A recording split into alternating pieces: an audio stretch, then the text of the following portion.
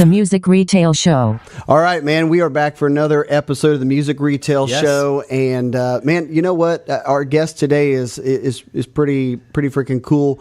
But you know what? We also have kind of an international call, and that's our first one that we've done. Yes, actually two firsts.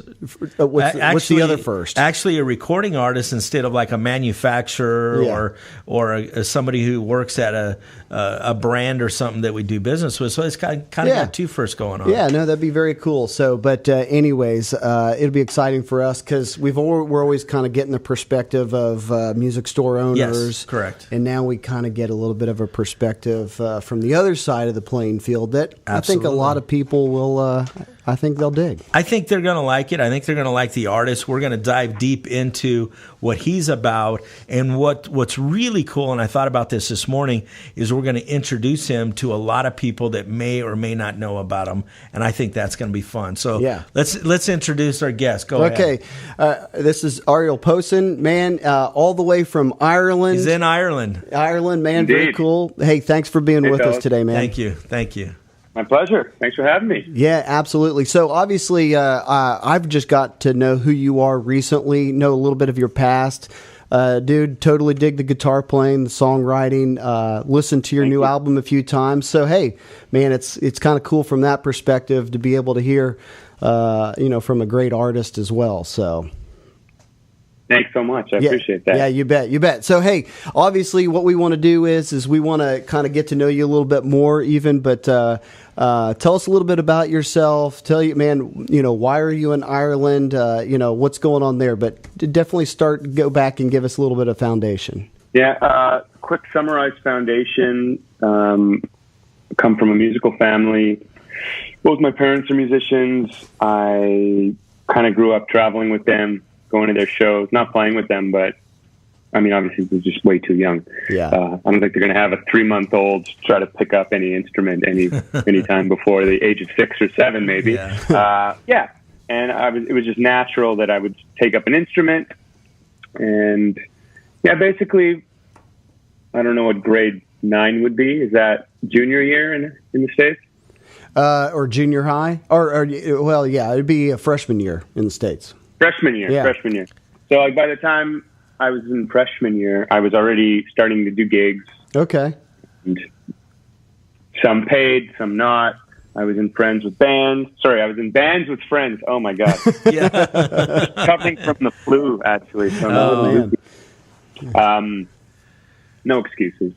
And then, now basically when I was done high school, I basically was fully dove into being a musician, sideman, session guy, whatever you want to call it. I was in some bands and was writing with people always, but my main thing was guitar player for hire. Okay. Play on my record, come on tour with me, do this, do that. And I did that for a very long time and spent a bunch of time in some other bands and got into that world. And then 2.5 years ago, moved to Ireland because my wife is studying here. Okay. And these days, I'm actually, it's kind of complicated. I'm more so between here and Canada most of the time. Okay. Like I'm here nor there. But in that time of coming here, I just found myself with some time, and I was in this headspace where, I never forced doing a solo thing, but it was always at the back of my mind as something that would be cool to do maybe. But it was never priority, and I just jumped into it. And it just kind of took on a life of its own, and I'm too deep in it to look back now. Yeah. Assuming, obviously, you'd been writing songs maybe for years, you just never knew maybe what was going to come of them. Well, I had been writing for years, and never was I writing anything, at least at the time, like it had been maybe 10 years since I wrote something. I said, I'm going to keep this for myself. I'm going to do something with it. And like I said, I had the time. And I called up a friend of mine who ended up producing my record. And I said, do you want to just write for fun and see if we come up with anything? And sure enough, kind of came up with a couple songs that I was feeling pretty good about, and then kept writing with some other folks, kept writing more. The next thing I knew, I just had a batch of songs that I was able to choose my favorites from. And typically how it always goes with people that are writing songs. But yeah. So all of those people out there that don't know your background and about you as an artist, tell them your album just came out in, what was it, January or? January 11th, actually 2 months and a day ago. Wow. Man, and tell them what the name is, where they can get it. Give them a little bit of information, because like I said, we're going to introduce a lot of people to you that have never heard. I assume a lot of them that's not heard about your music, but I think that they would totally dig it. Oh, yeah. Well, you can find the record at either, well, first of all, you can go to my website, which is arielposen.com, ARIELPOSEN.com. Mm-hmm. From there, you can go to my online store, which lets you buy a physical copy. But if you realize that it's 2019 and you don't actually do physical copies of CDs anymore, hey, it's coming back. It's coming back. Yeah, the best way to support is on Bandcamp. Okay, yeah. Okay. But I'm on everything. It's Spotify, Apple Music, Amazon, Google Play, whatever else. Yeah. Like whatever there is, it's on there. It's not hard to find. Yeah. And it's called How Long. The record is called How Long. Man, I've given it a spin a couple times. There's that reference to that, album or that record. But I've listened to it a couple times. Dude, great songs, man. Great songs. Thank you. Actually, Get You Back? Is that, Yeah. man, come on. Are you using a baritone on that? That kind of... I am. It's not a proper baritone, as in like a 27 and a half scale length guitar. It's actually a $50 Tiesco Del Rey, which is strung up with, I use really kind of heavy strings because most of the time I'm tuned. Yeah. I'm in low tunings. So that was tuned to baritone tuning, which is B standard. Yeah.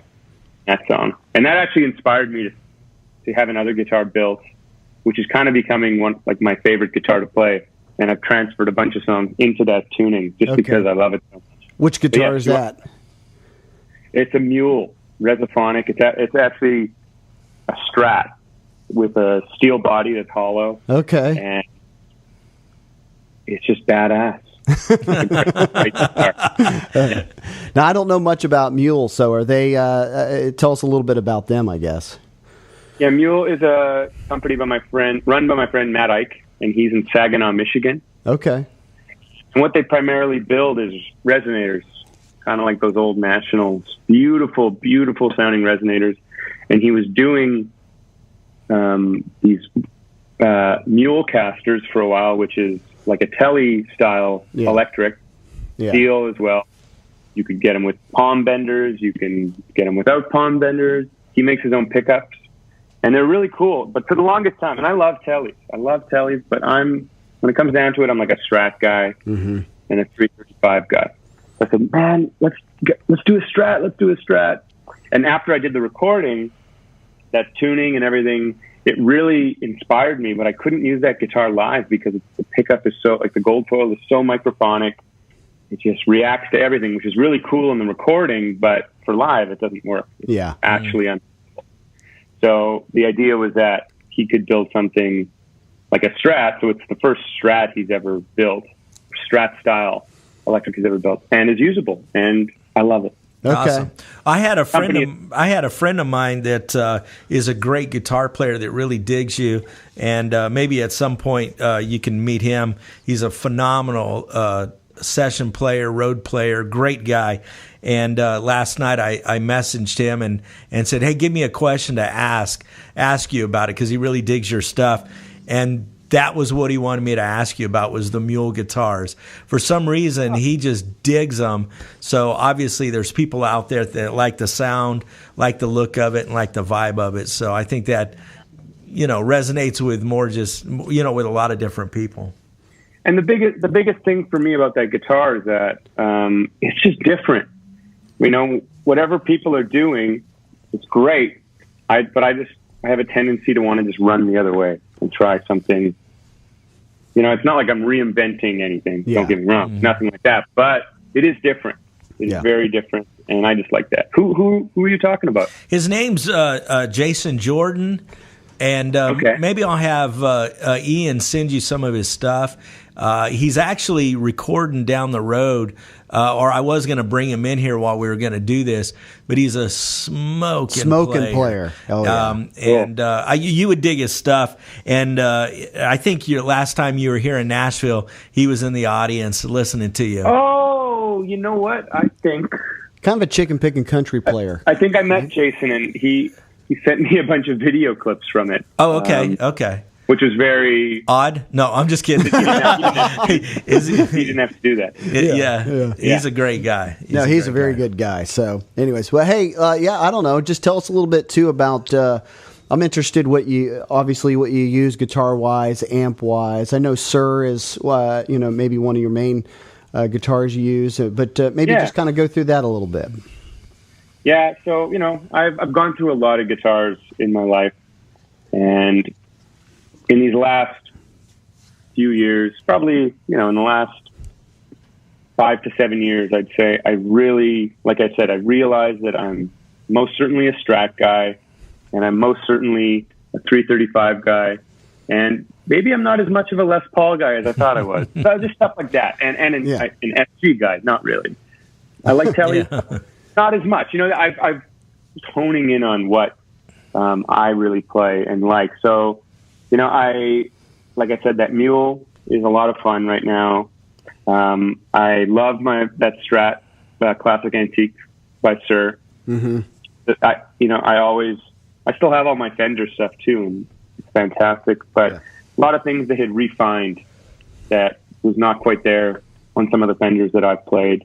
And it's just it's a workhorse. It sounds great. It feels great to play. And those guys are great. The Collings guitars are a big part of my sound as well. I have a Soco Deluxe and a 360 LTM. And the 360 LTM is basically always on the road with me. Yeah. I keep that one in open tuning. And it's a bit of an offset. I have these pickups in there called McNelly Stagger Swaggers. My friend Tim McNelly from Canada winds these pickups, and they're super great, super different. Yeah. They don't usually put those kind of pickups in it. And then the Soco is kind of 335-ish, but a smaller body and a single cut, very musical guitar. And then last but not least, I'm really enjoying the Mockingbird by my friend Josh Williams. And he's out of Temecula, California. And that is like a 335, that stays in tune well, sounds great, feels great. Those are kind of that's my arsenal at the moment. Yeah. Okay. I love all the other stuff I have still. Yeah, we actually saw. Oh, go. Sorry about that. We actually saw you at the NAMM show. We were at the Collings booth, and you were with Kirk Fletcher and Josh Smith. Were you playing one of your own guitars or one they kind of put in your hand there? Yeah. Well, when we do those jams, we just get to pick whatever we want, and basically it comes down to first come, first serve. So I believe I was playing the 330. So it's called the I-30. Yeah. Mm. Yeah. And it's supposed to be like a smaller body 330. You guys sounded great out there. That was my first time actually ever hearing you. And thanks. The gentleman on the opposite side of you, I was closer to. Man, he's a killer guitar player, man. That was Josh Smith. What's his name? Josh Smith. Oh, my God. He's a good player. All you guys sounded great, but I know him in particular, maybe because I was close to him. Man, he just had a good vibe about him. He certainly does. Kirk, too. Those guys it's an honor, it's fun, it's a privilege, and intimidating and scary all at the same time. Yeah. Playing with those guys. You guys sounded awesome as a trio. You guys sounded great together, man. I really enjoyed it. Sorry. We've been doing that now 3 years in a row, I think, at the Collings booth. Okay. It's becoming like an annual little thing. Well, yeah, you had a great crowd there, and a lot of people are really digging it. So I hope you enjoyed it, because we enjoyed it. Like I said, it was awesome. Because usually when we go on the main floor at the NAMM show, it's like, how many notes can people play? And oh my God, it gets so loud up there. But down there, it was very musical. It was enjoyable. I found myself sitting there and actually wanting to stay there and hang out. So I thought it was cool, man. I enjoyed it. Yeah. Downstairs used to be where most of the boutique stuff was. Yeah. So like most of the pedals, you know, more of the boutique builders, Callings and like Loudon, Bourgeois, they've all been there. They haven't left. And it's really the good spot to be because now it's primarily these random companies that are down there. And it's not as much, you know, guitar builders or pedal makers or amp makers. That's all upstairs. Yeah. So it's kind of like a breath of fresh air down there. I feel like that main hall on the main floor is getting louder and louder each year. Yeah. It is. It's absurd. Man, what NAMM is good. It's important to do for certain people, but after the first day now, the last couple of years, I'm just like, whoa. It's overload. I'm done. Yes. For one day's enough. Man, did you feel positivity in the air this year? You know, there's, you know, the music industry from our perspective kind of goes up and down. Yeah. And, you know, we've talked a lot about it on previous episodes, trying to be positive. So, you know, the music industry has been on an upswing. Are you kind of feeling that when you showed up to the NAMM show? Well, the NAMM show, my experience is different than some other people. And I assume my experience is a lot like other artists that show up. For me, NAMM, other than the fact that we all get to fly into California, and most of the time it's way nicer outside than anywhere. Oh, yeah. So me coming from minus 30 winter, it's like, okay, already. In fact, I got off the plane with a friend of mine who lives in Vancouver, but he was on my flight. And we get off the plane, hey, man, didn't realize you're on my flight. We're shooting the shit as we walk to get our luggage, and we're still talking, and we just get to where the luggage at Terminal 6 is, or 7, whatever. Yeah. And I just go, man, I need to just go. Like, we're in the middle of talking still, and we were still walking the same direction, but I just had to go outside and walk. Oh, even just for like 20 seconds. And then I came back in and said, so anyways, whatever we were talking. Yeah. Sorry to get off track there. My experience at NAMM is very positive because I get to see all the people and friends that I don't get to see all year. Yeah. People that I'm keeping in touch with, people that I have working relationships with, people I just know, acquaintances, friends, other people. We're all there at the same time, and you get to see all these people. Yeah. And I'm very fortunate, that I get to meet other people who are just fans, and it's exciting for them, and I don't expect that, and I'm very, flattered by it, and it's nice to meet them. It's a very positive experience for sure. Yeah, absolutely. But mostly it's because I get to see all these friends of mine that I only email with or text with all year. Yeah. NAMM is obviously a time when you get to kind of, it's all about community. I know people are doing business and everything like that, but my goodness, it's like you get to see great artists, you get to meet new people, you get to create new relationships. But I do know, a lot of people, Richard, there's times when I've been with him in the past where he sees people he haven't seen in years. Yeah. And you get 10 minutes or 15 minutes to kind of hang out and catch up and things like that. Totally. So. It is good. It needs to be. It is relational, but it needs to be more on the relationship side. I'm glad you mentioned talking with people that you either don't get to see all year or contact, but it is a good time. It's a sense of family to me, because it's amazing how many people I go out there and you're happy to see them and you're excited because you're right. Everybody's gathered in the same place and the same vibe and the same intent is there. And it's just, man, it's really, I enjoy it. Yeah. And honestly, that is the reason I go. I mean, I go and check out some stuff. Yeah. But really, I don't, like if I see something cool, it's because someone told me to give it a look. Yeah. There's so many booths that I skip. I just go to where my friends are. Yeah. Basically. Yeah. When you say friends, is a lot of your friends that you find, are they in the industry as far as on the manufacturer side or artists or a combination of both? All of the above. All the above. Manufacturing side, basically all the sides. Yeah. Sure. People that represent brands, the people that actually are building them, people that are, maybe just artists, representatives of certain companies, other musicians. Yeah, it's a wide gamut of. Yeah. Yep. We're really interested too, from your perspective as an artist.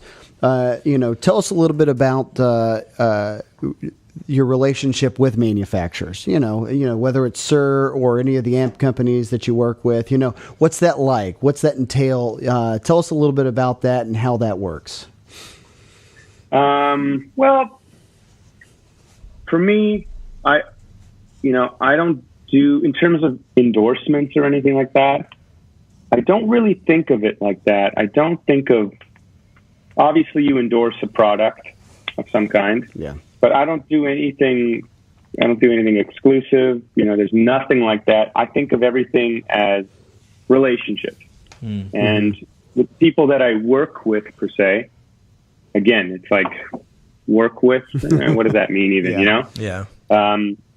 It comes down to a few things. First of all, I think a lot of people out there, when you first start playing and you're doing gigs and the idea of maybe having something that you didn't pay full price for or didn't pay at all for, it's like, that's the dream, man. That's like, and I know there's a lot of people out there who are just chasing tail, so to speak. Yeah. Mm-hmm. Anything. They don't even care what it is. They don't know what it is or care. They just want free stuff. They want something for free. Mm-hmm. And these companies, it costs a lot to build stuff. It costs a lot to make stuff. Like, people have no idea how much goes into it. I know you guys do. And these companies look at it like, well, what are you going to do for us? That's how the whole thing works. For me, I'm very fortunate to have these relationships with certain brands. And again, the way I look at it is it's with products that I really are passionate about and like them. And more so than anything, the people. The people that I work with. I hate saying that I work with because it's not really like that. Yeah. The people that I deal with are friends. You're partners. You guys are kind of partners. Yeah. I don't even look at them as partners or, they're literally my friends. Yeah. And we text and we talk about stuff that has nothing to do with, the gear side of things. Well, and I get that. Check up on each other. That's exactly right. And I guess that's kind of what I thought maybe was going to come out of you a little bit with Mule, you dig the product, but man, you're also, your buddies, your friends, and, Totally. So, it makes it all that much better to be able to work with. Sir is obviously a great guitar company, but what makes it a solid deal is the fact that you guys have a connection, you're friends, people, you shoot the breeze, you talk about other stuff, and you just kind of do life together. Absolutely. And if I can help them out with something, great. And they'll help me out with something. Well, with all these companies, it's basically what it is having each other's backs. Yeah. Yeah. So that's what it's all about. It's not about getting stuff. Yeah. That means nothing. And that's not really doing, I don't know. That's my experience with it. I appreciate that point of view because you mentioned there's a lot of people that their whole game is to see how many deals they can get or how much how many free items they can or partial deals that they can get. And then, I see it on the social media side where they say, hey, I'm in the Bahamas playing with this artist. And then they list all the brands and it's kind of like, and part of me, I roll my eyes because it's unfortunate. I want to see the artist play it because they dig the product, because they like in the case of you, one thing that I enjoyed was, I'm a drummer, so this is a foreign thing to say, but the tone, I dug the tone and the vibe and the feel, because as a drummer, I like tones and feel and the vibe of it. So when I seen that, I go, man, this guy digs Sir guitars, but he digs them, and he would play them if he was an artist for them or not, because he just digs the product. That was what I felt. Is that true? Yeah, for sure. Now that I've really honed in on, what my sound is or what my voice is on the guitar, however you want to describe that, it doesn't do me any favors to just play random things because someone wants to give it to you. Yeah. you don't want to feel like you're owing anybody anything. You don't want to, and vice versa, right? My complaint about it is that when it becomes more about business than the artistry side of things, it loses the vibe. Well, it defeats all purpose. Yeah. And I heard in a previous interview that you did, you talked about how you landed with Two Rock. You know, as you chased a bunch of different sounds, you kind of went down that. You mentioned, I'm a fan of Stevie Ray Vaughan and, you know, and John Mayer. You kind of did that whole Dumble sound, but you landed on Two Rock because you loved it. You loved the sound. You did that. Well, Two Rock, first of all, with Two Rock, like I've been wanting a Two Rock for ever since I really started noticing them, 2005, 2006, when John Mayer was playing them. And it was like, oh my God, that's the sound. That is what I need. And for some reason, you know, I spent a lot of money trying all the Dumble style amps that were not Two Rock, you know, Fuchs, Carolan, bunch of other ones. And they were all great. But, you know, I always wanted a Two Rock. And then when the opportunity came to meet the guys, and they had sold, you know, there was a few years there where they were kind of out of the game. And then the original guys came back, and they're such wonderful human beings. And yeah, it just feels right because it's kind of what I've always wanted for my sound. Those amps. So yeah, man, they're killer amps. I'll tell you that much. They're amazing. Yeah. Yeah. Hey, another thing that we've noticed that you know that you've been into is and we're extremely curious. We kind of talked about it for a little bit. Is your online lessons. So in this day and age, man, lessons is kind of a big deal. Obviously, you're providing lessons on Skype. How's that going? Has that been something you've been pursuing for a while? It's something that I've been doing, I want to say, for the last almost 2 years. And I don't mean like 2 years every week I'm hitting it hard with lessons. Yeah. I kind of just do it as a thing when I'm home, when I'm not really traveling and have the time to do it. So I'll kind of do it in chunks. Okay. You know, for example, I did some in December. I did a couple in January, early January, but then, you know, I've been on tour, basically since mid-January till last Sunday. Yeah. I've been kind of hitting it hard. So I didn't do any lessons from mid-January till tomorrow, basically. I think I got a lesson tomorrow. So I do them in little chunks like that. You know what? I really enjoy it because I used to teach when I was way younger. I'd do a couple private lessons. I'd do some lessons at a lesson center run by a music store when I was way younger. And what it came down to was young kids who didn't want to be there, who were just there for babysitting from their parents. And you get the odd keen person that was wanting to learn. And I was just teaching out of a Sibelius that wasn't very fun. And now all these lessons I do are people that are passionate about what they've seen or heard from me or from others, other colleagues.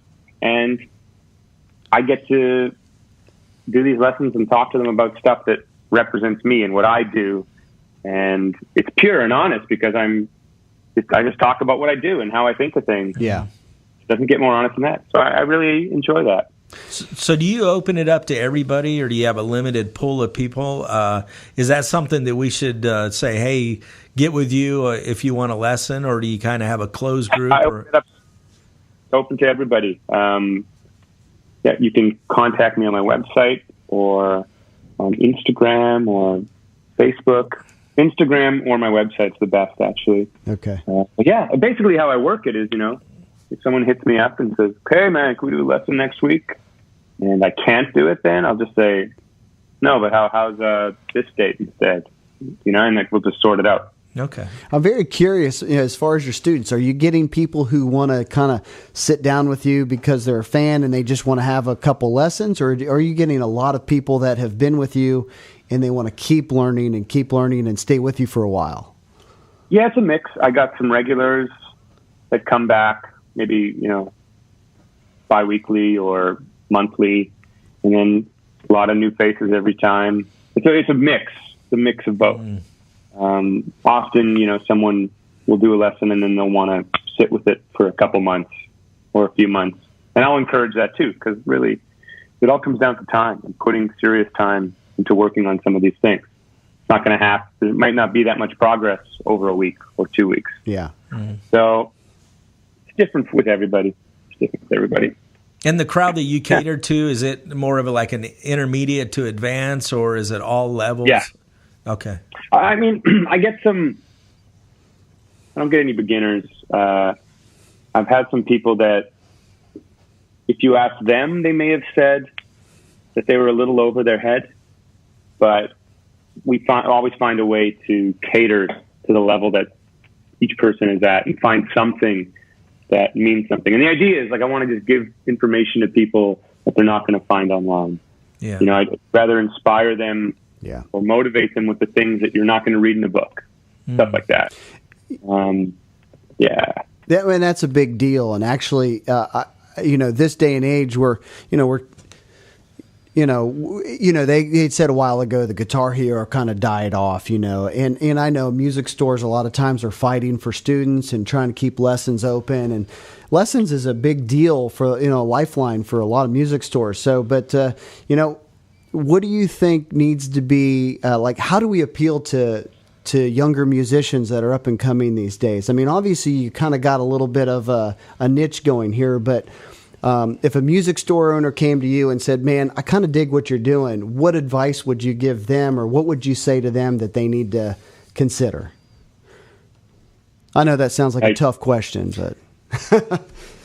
Well, first of all, with the use of, these platforms like Instagram and YouTube now, everyone and their dog is on there using it as like a public open mic night to basically the entire internet.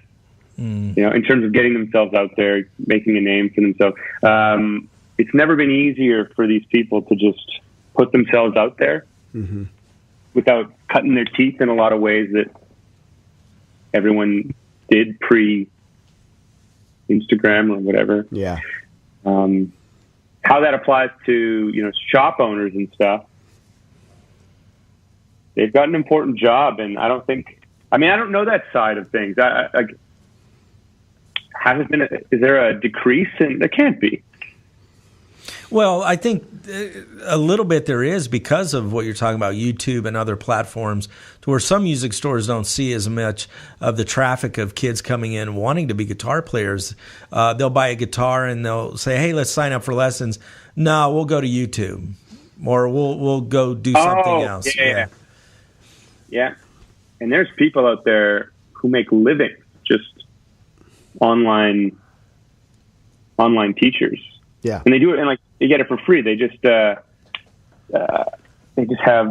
such a pardon me. It's such a following. They'll make the money from monetization or stuff like that. I'll say the one thing you can't replace is an in-person lesson with somebody where you can really show someone physically, and most importantly, play with each other. You can't do that over Skype. You can't do that over FaceTime. I'm sure that'll exist at some point when internet gets 10 times faster than it is now. I'm sure we're not far from it. Yeah. But you can't jam together. There's certain aspects like that won't ever replace online education, online lessons, stuff like that. I can see it now.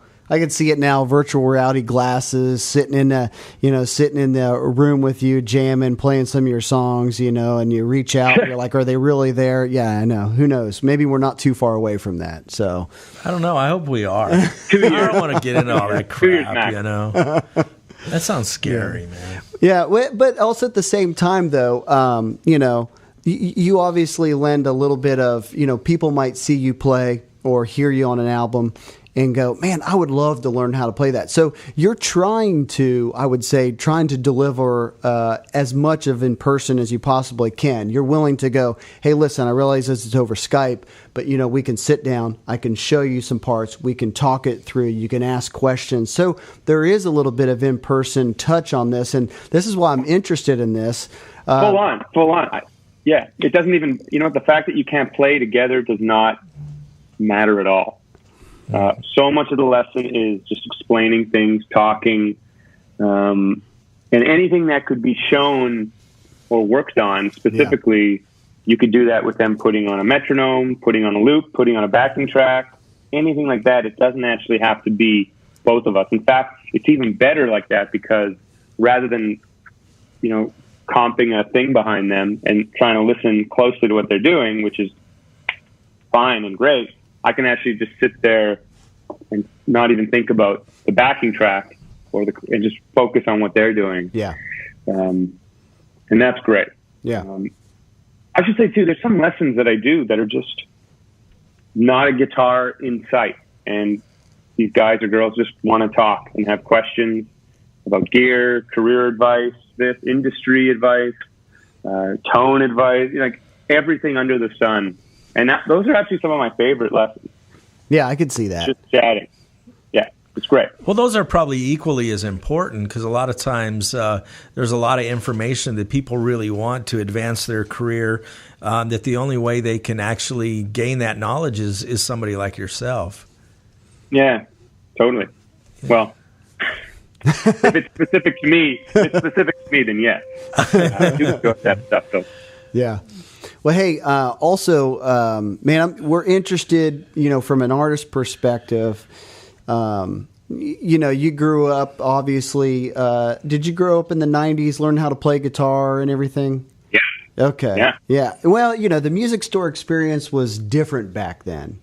It's just, you walked into stores. We've actually talked about a lot of, funny, things that happen in music stores. Richard actually worked in retail for several years and has a lot of great stories of, whether throwing people out of stores and stuff like that. But anyways, it's just a completely different world. Do you find yourself walking into music stores? What do you think, and compared to how you were younger, what it is now? Do you miss that experience? Do you love the experience? Just some thoughts. I'm just thinking what you see now. Well, just like NAMM, to be honest. In Canada, the main guitar shop is Long McQuaid. I don't know if you guys have ever heard of Long McQuaid. No. Okay. It's kind of like the Canadian Guitar Center. Okay. And Winnipeg, where I'm from, has had a couple of different stores. They've had a couple like smaller mom and pop kind of shops that were fantastic. Yeah. And they were the type of places you'd go into because there could be something different, or they'll have the same stuff for 6 months. But you go and visit with the owner and catch up and, hey, what's new? Yeah.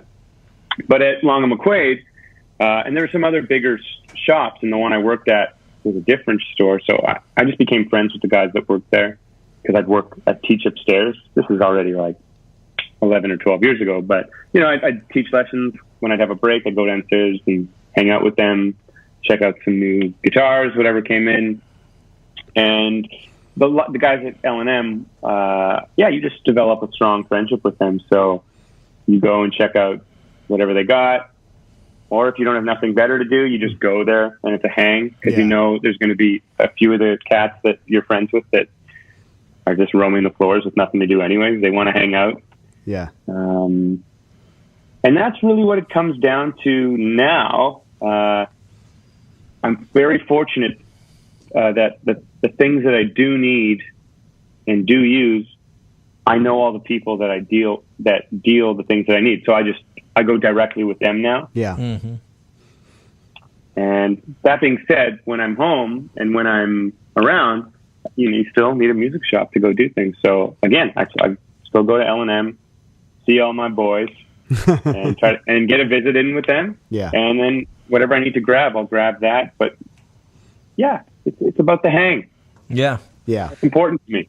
So name some of the cities that you've been in has got the coolest shops. Nashville's got to be It has some cool stores. What are some other places that have just great guitar shops? The people at Carter's are good friends. They're good people, yeah. Mm-hmm. Love those guys, and I've done a bunch of videos for them. Whenever I'm in town, I'll go shoot guitar demo videos for them, and they're really kind. Some of my other favorite guitar shops, let me think. Well, in Toronto, there's Capsule Music, which is a great vintage shop. Let me think here. I guess it could be anywhere, right? Yeah. Yeah. You're drawing a blank. You're drawing a blank, man. Or are you more of a vintage guy? Like when you go out, you like to look at old instruments, or it doesn't sound like you're sitting there going, "Man, I want to see who's plowing new ground or try new guitars." Is vintage guitars kind of something you want to? Whenever I'm in a shop, I just look at. I'm open to everything, and I can kind of scope out what I'm interested in almost immediately. I just, I'll go. I love relic guitars for some reason, so I kind of find myself going straight to anything beat up but higher end. Yeah. To a degree. You ever tried Fano guitars? Yes. Novo guitars. I'm sorry? Now they're called Novo guitars, right? Well, they've got both, right? Well, we're going to get too deep into this conversation. Fano has a guitar company here in Nashville, but Fano is also in Scottsdale, Arizona. I thought the one in Nashville was Novo guitars. I believe you're right. Yes, correct. Yeah. Yeah, those are all amazing guitars. Yeah.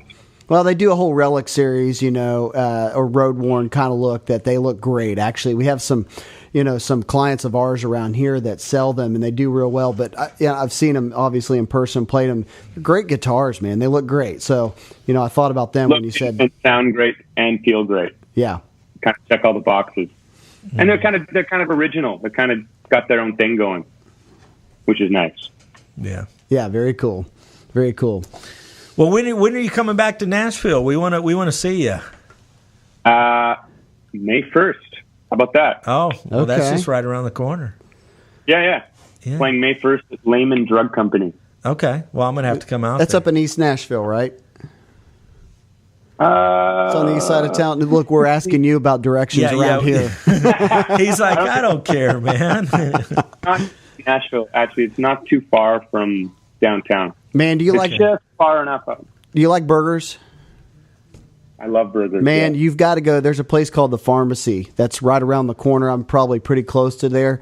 If you've got time, go over there and have a burger. And in fact, they've got this thing called the beef stroganoff burger, and it is unbelievably good. So if you like a sandwich that's ginormous with a ton of stuff on it and it's kind of messy, then, man, you've got to try it. If you don't like that one, man, just try something there. So I do like that. That's The Pharmacy. Noted in the brain. Noted in the brain. I normally strictly eat just barbecue or like Mexican when I'm in Nashville, but well, then right across the street. Pull the burger out this time. Right across the street from the pharmacy is a cool taco shop. Yeah. So you can get some Mexican food. I'm just going to eat every 20 minutes, I think. And if you want a good barbecue place, you need to come out and visit us because there's a great barbecue place over here. So. Yeah, absolutely. Actually, that's one of the things with NAMM. When we go out there to California for something, it's like, I don't know, it's like when you travel, you obviously want to try the food and everything, and you get excited, and you find out that you're eating like 16 times a day, and you're eating like 18 pounds of food. All the food trucks out there. It's awesome. It's just crazy. So, but obviously, when you're in town, are you going to hook up with Zach from Mythos Pedals? Always, man. Yeah, could you use his pedals, right? I do, yeah. We did a signature pedal, actually, just over a year, or about a year ago. We did kind of an Ariel Posen version of the Daedalus, which is actually discontinued at the moment, I believe. Zach's a good friend. Okay. He's a dear friend. He's actually going to be on the show in April. Yeah, in April. So he's going to come on and talk about his business. Yeah, you'll have to give him a hug for me. I won't see him. I'll see him after that when I'm in town, probably. So, yeah. Awesome. Yeah. So please hug them for me. Oh yeah, we absolutely will. Absolutely will. So, but man, we appreciate the conversation, and we wanted a little bit of perspective, and I thought, what you had to say. I just was really interested in your online lessons. I hope that goes extremely well, man. I hope that grows for you to whatever extent you want it to grow. And man, good luck with the album. It's a killer album. And thank you so much, man. I hope you keep getting bigger and bigger and bigger and getting out and playing more and more and more. Yeah. So, and to all of our listeners, give the website again and where they can get your record. Because I think a lot of times music store owners, and this is why I'm bringing it back up, a lot of times they say, there's no good music out there anymore. There's nothing to listen to. And sometimes, I hate saying it, I kind of fall in that vein. But right. when I heard your stuff, I'm like, oh man, this is good music. So there's a lot of people out there that need to hear what you have to say with your guitar. So give us your website again, because I think all of our listeners should check it out. Yeah. Yeah, it's arielposen.com, ArielPosen.com, and then you can go to the store there, or it'll be a link that'll send you basically to everything. And on all the other platforms, it's at Ariel Posen. So I'm easy to find. Yep, very easy to find. So. We'll sound good around 6 or 7 on volume in any music store, I think. That's go right. for it. On repeat. Yeah, that's right. Yeah. Well, hey man, if there's any way we can fit it in to, obviously to meet you in person when you're here in Nashville, man, that'd be awesome. So yes, I'd love that. So we appreciate your time. We really do, and hopefully when you come out here, the weather will be beautiful. Probably be a little bit warmer than where you're at right now, so that's always good. Guaranteed, it's probably beautiful already. Yes, in my standards. Well, right. It might be. So. Awesome. On March 12th, I'm assuming for me it's already t-shirt weather over there. Well, not quite. It's about 50 degrees, but it's going to get up to 60. I don't know, low 60s today. Sun's coming out. Coming out. It's going to be beautiful, man. Yeah. What is it in Ireland right now? Actually, I'm curious. I have to check actually. I go by Celsius. It's +8 in Celsius. Might have to use Google to translate it for us. Yeah, I'll do that. One sec. No, it's okay. we can try. He was being sarcastic. It's 46. 46. Oh, it's not too bad. It's not too far. Not bad. Yeah, it's not bad here. Yeah, but it rains all the time. Yeah, gotcha. It rains. Wet. Well, it's gonna be sunny and dry, and the sun will be out when you get here, so that'll be fun. We promise. Yeah. Fantastic. Taking your word for it. All right, man. All right, Don't let me down. Man, I appreciate it. Thank you for coming on, man, and we hope to talk real soon. Thanks for your time, man. Pleasure, guys. Thank you for having me. Yes. Anytime. All right, man. See you. Well, man, we just got done talking to Ariel Posen, and man, he's a nice guy. He was a really nice guy. It was a different podcast. Yes. It was different than anything we've ever done, which was nice, yeah. Which we've been wanting to do and we'll do more of. But it was good to get an artist that I think all of our listeners will like because I think he's a guitar player's guitar player. Yeah, absolutely. And trying to get a little perspective of what it's like for somebody like him, to be on the retail side because I know he mentioned he works with a lot with the manufacturers, or he has those great relationships. And actually, to be honest with you, that was a huge positive that he was talking about how, relationship was the most important thing. I'm glad he brought that up. He had a lot of high points with that. And I think that's a lot of things that we forget in this industry, that it's more about relationships than anything. If we stop and reflect back on our relationships with the manufacturers and people, we would quickly realize that, man, we have friends that we've had forever, and we have relationships with manufacturers that we've had for a long time, and how valuable they really are. So I really appreciate him touching on that. Yeah, and it's something we need to never forget, even a perspective from a music store owner. I mean, he talked about, hey, he walked into a music store. I wasn't really sure of the story he was talking about. I hadn't heard of it, but he said, hey, it was about the hang. I went there because the people knew me. We were friends. I felt comfortable there. They knew him, and so I think that's what we all have to strive for every single day when people are walking in the store, the doors of our stores. Yeah, man, we need to be creating relationships because that's what obviously is going to help build. Yeah.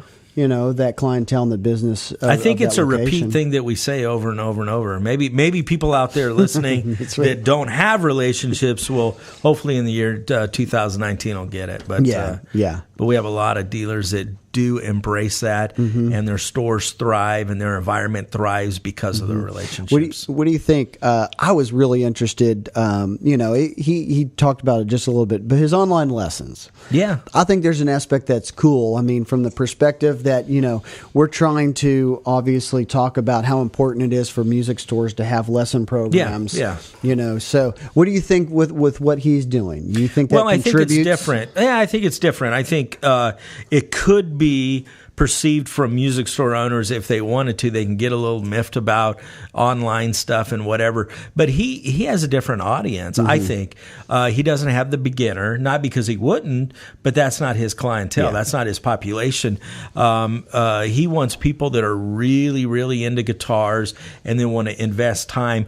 And he said some of his favorite lessons, it was talking about what I would call life theory. It wasn't necessarily, he said they didn't even have a guitar in their hand. Yeah. And he thought that was some of their best lessons.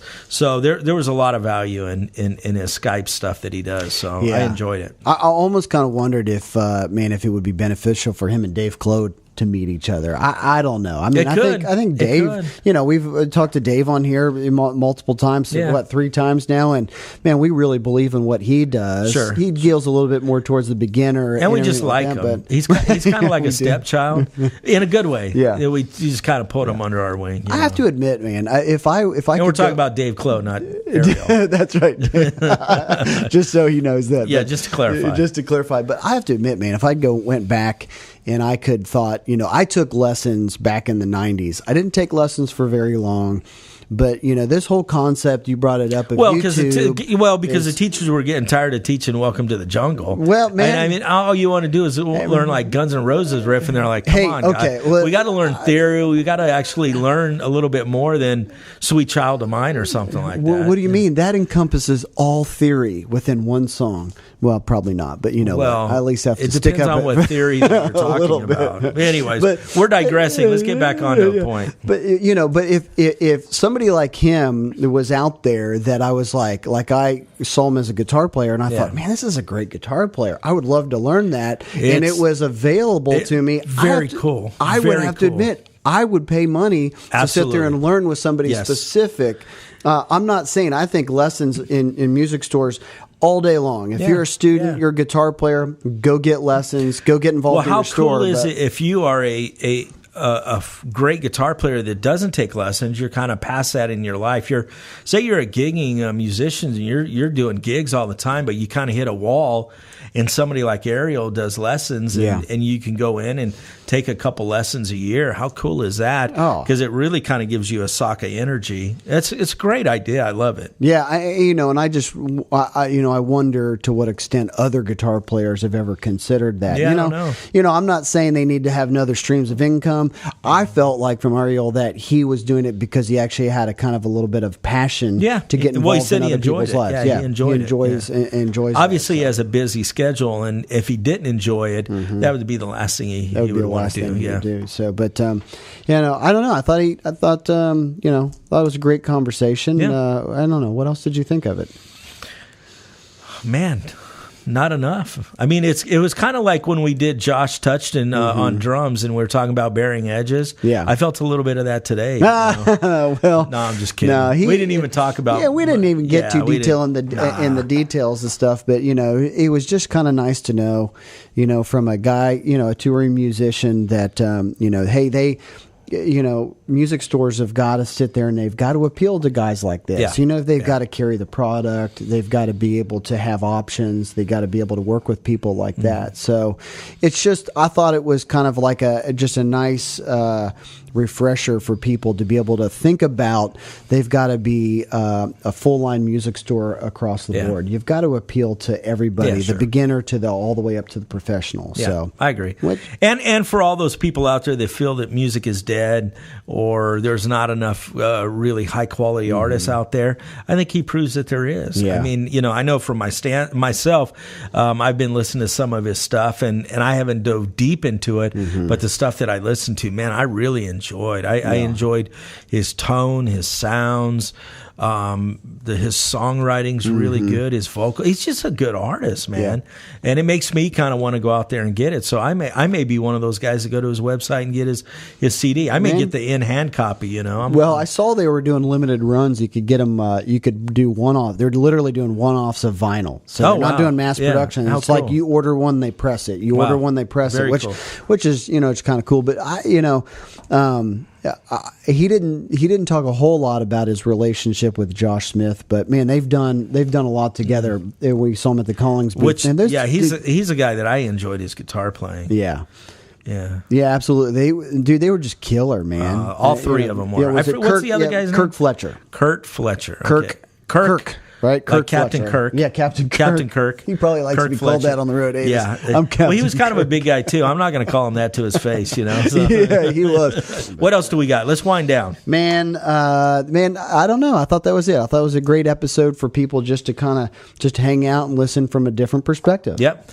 And so give the website again. Do you remember? It was his name, arielposen.com. So went to it, checked it out, man. You can see all his tour dates. You can buy all his music, or at least get the links to buy all of his music from there. You can see, he's got a killer Instagram account that you can kind of follow what he's doing. Okay. Like he said, you can even go on his Instagram account and see when he puts it out if he wants more students. Like, hey, I've got a window open. Oh, very so cool. You don't have to go to his very website. Cool. You can just follow him on Instagram and be able to do that. Well, good. We're excited for him. He seems like a great artist. Yeah. Hopefully he'll stop and get a good hamburger at the pharmacy. And if not, he'll go cross the street and get some tacos. So it's a win-win. Can't go wrong. So anyways, man, great episode, man. Let's do this one again sometime. Awesome. The Music Retail Show.